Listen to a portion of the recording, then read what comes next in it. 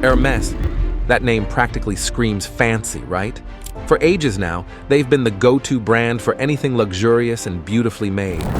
They've totally crushed it in the fashion world, becoming super popular for their amazing designs and top-notch quality. So what's their secret sauce?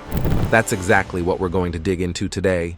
We'll crack the code on Hermes' success, and maybe even give some tips to businesses who want to follow in their footsteps.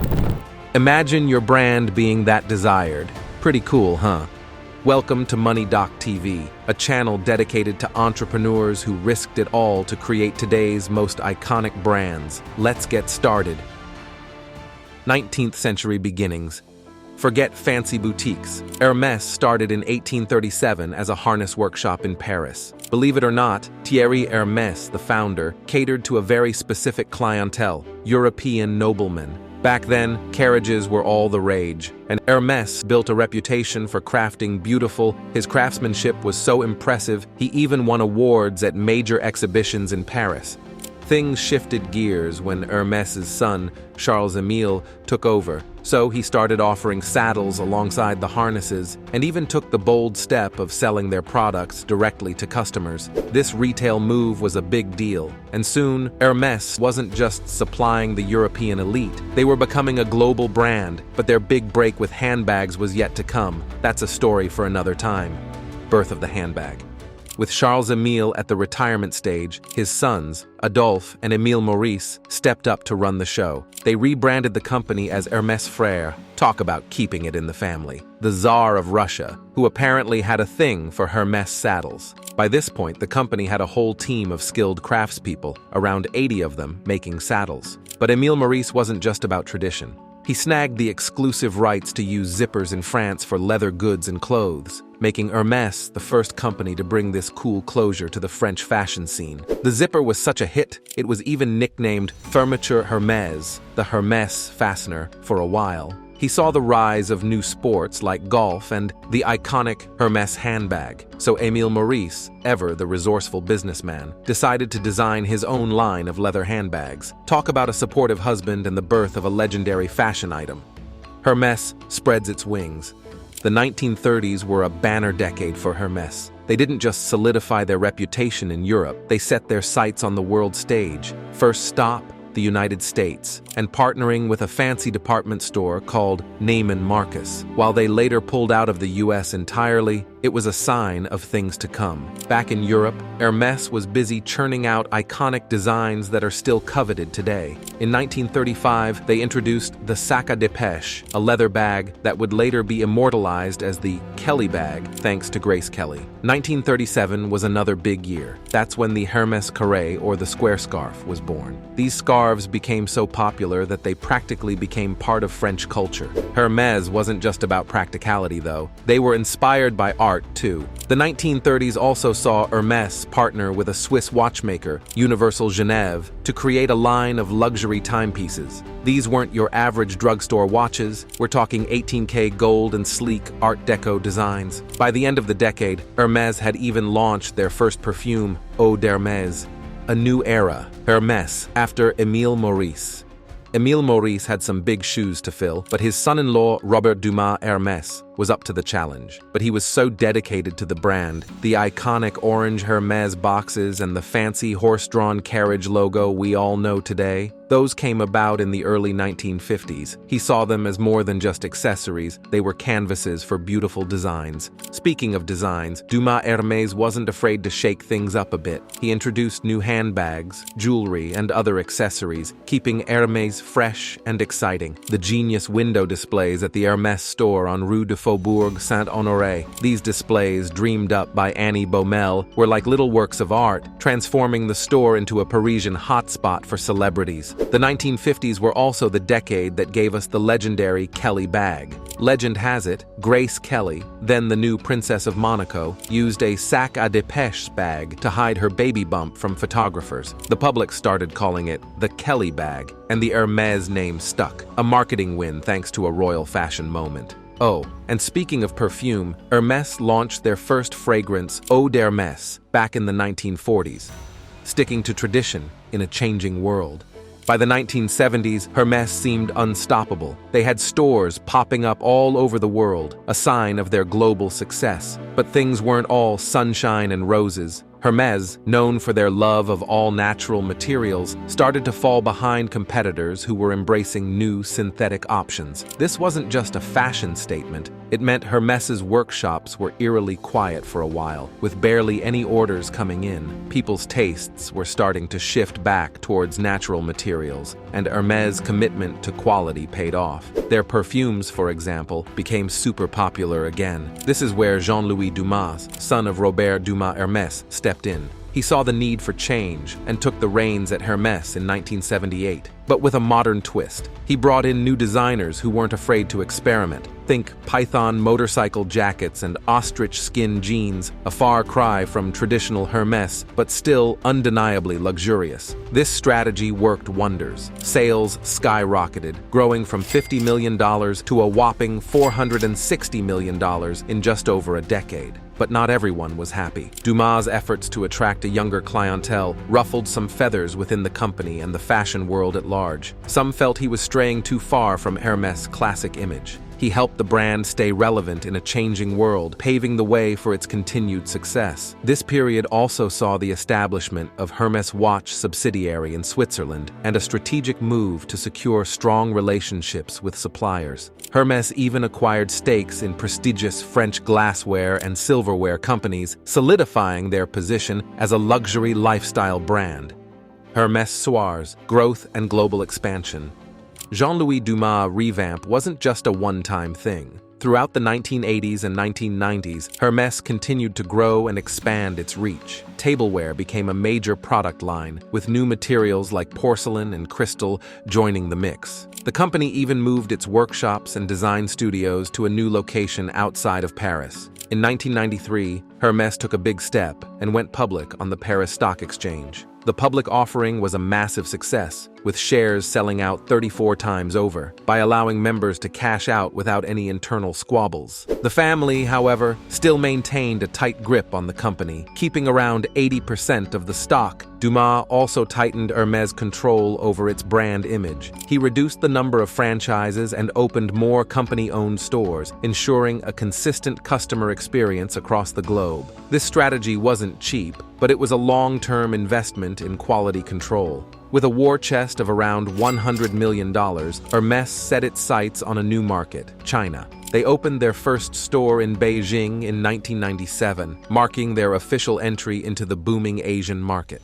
Speaking of bold moves, in 1997, Jean-Louis hired the iconoclastic designer Martin Margiela to lead their women's ready-to-wear line. Margiela was known for his avant-garde style, and this hire signaled Hermès' willingness to embrace innovation while staying true to its heritage. The late 1990s saw Hermès continue to consolidate its retail network, buying back franchises and opening even more company-owned stores.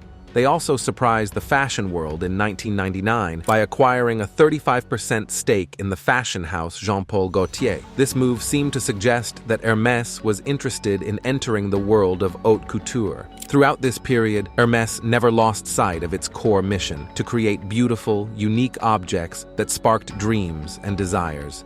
Hermès in the 21st century.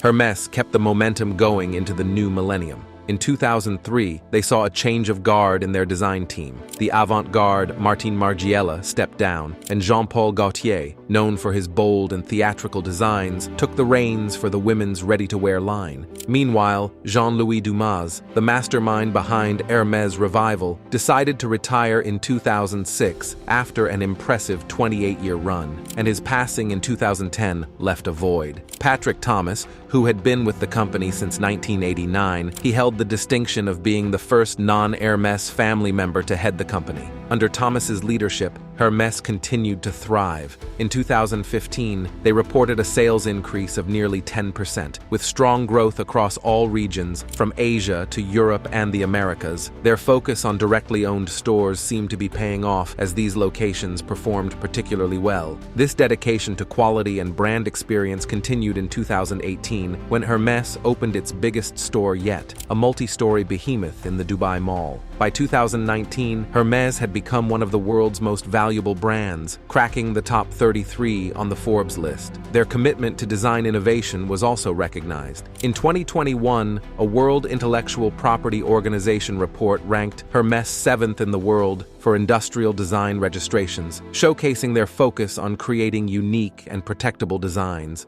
Hermès also found itself in the legal spotlight in 2023. A New York court ruled in their favor in a copyright infringement case against artist Mason Rothschild. Rothschild had created digital depictions of the iconic Birkin bag as NFTs, and the court determined this infringed on Hermès' intellectual property. The case served as a reminder of the lengths Hermès goes to protect its brand identity and heritage. From a near crisis in the 1970s to a global luxury powerhouse today, Hermès' story is one of adaptation, innovation, and a relentless pursuit of quality. As they navigate the 21st century, Hermès seems determined to stay at the forefront of luxury fashion.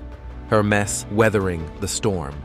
The story of Hermès in the 2020s is one of resilience in the face of global challenges. The COVID-19 pandemic threw a wrench into the luxury goods market, and Hermès wasn't immune. In 2020, they saw a dip in sales and profits, especially in Europe, where lockdowns kept people at home. As restrictions eased in Asia later in the year, Hermès saw a surge in sales there, partially offsetting the European slump. By 2021, things were looking up again. Hermès surpassed even their pre-pandemic performance, reporting record profits and sales. This impressive rebound showed the strength of the Hermès brand and its loyal customer base. Then came another challenge: the war in Ukraine. In March 2022, Hermès made the difficult decision to close its stores in Russia, impacting around 60 employees. Despite this setback, Hermès sales continued to climb.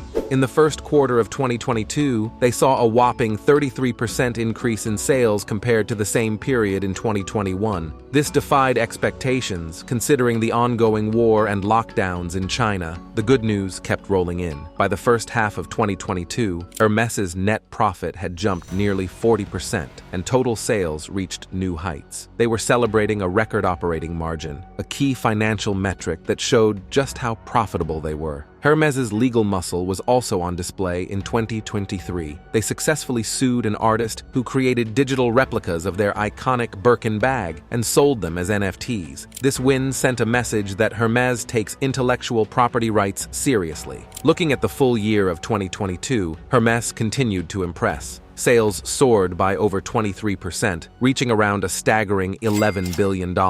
Their operational profit also grew significantly, maintaining a healthy margin above 40%. 2023 had seen more growth for Hermès, with a 22% sales increase in the first quarter. They've also announced plans to expand their production capabilities in France by opening 4 new manufacturing sites. In addition, they launched a traveling exhibition showcasing their commitment to traditional craftsmanship, further solidifying their brand identity. While the global economy sputters, Hermès seems to be sailing smoothly. Their third quarter results in 2023 showed a slower growth rate than previous quarters, but they still outperformed major competitors.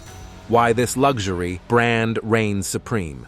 Hermès isn't just another name in luxury fashion, it's a titan of the industry. But what exactly makes Hermès so special? How did a company that started as a harness workshop evolve into a global symbol of elegance and exclusivity? The answer lies in a carefully crafted blend of several key factors. Standing the test of time. The rich history is a cornerstone of the brand's identity. Hermès isn't just selling handbags, they're selling a legacy, a connection to a bygone era of quality and craftsmanship. This heritage resonates with luxury consumers who appreciate tradition and timeless style. The heart of Hermès. At Hermès, quality isn't an afterthought, it's an obsession. Their artisans, known as little hands, are the true stars of the show. These skilled craftspeople meticulously handcraft each Hermès piece using only the finest materials. The result? Products that are not only beautiful, but also built to last. In a world of mass-produced goods, Hermès stands out for its commitment to true craftsmanship. Beyond trends.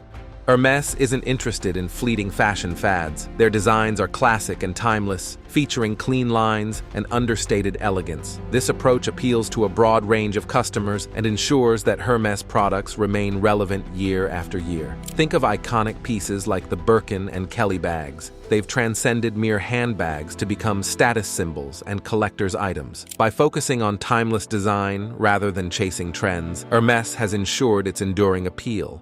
The power of exclusivity. Hermès plays a strategic game with production and distribution. They carefully manage how many of each item are made, creating a sense of scarcity and desirability. This exclusivity fuels a burning desire to own a piece of Hermès, building a dream. Hermès has meticulously cultivated a brand image synonymous with luxury, sophistication, and refinement. Their marketing and branding consistently communicate these values. A touch of modernity. While tradition is Hermès' bedrock, they understand the importance of innovation. They strategically embrace new materials and technologies to create modern designs that appeal to a broader audience. This balance between tradition and innovation allows them to stay relevant without sacrificing their core values. Iconic products. Certain Hermès products have transcended mere merchandise to become cultural icons. The Birkin and Kelly bags, the silk scarves, and the H-belt are just a few examples. The Hermès effect. By blending these factors, heritage, craftsmanship, timeless design, exclusivity, brand image, and strategic innovation, Hermès has created a winning formula.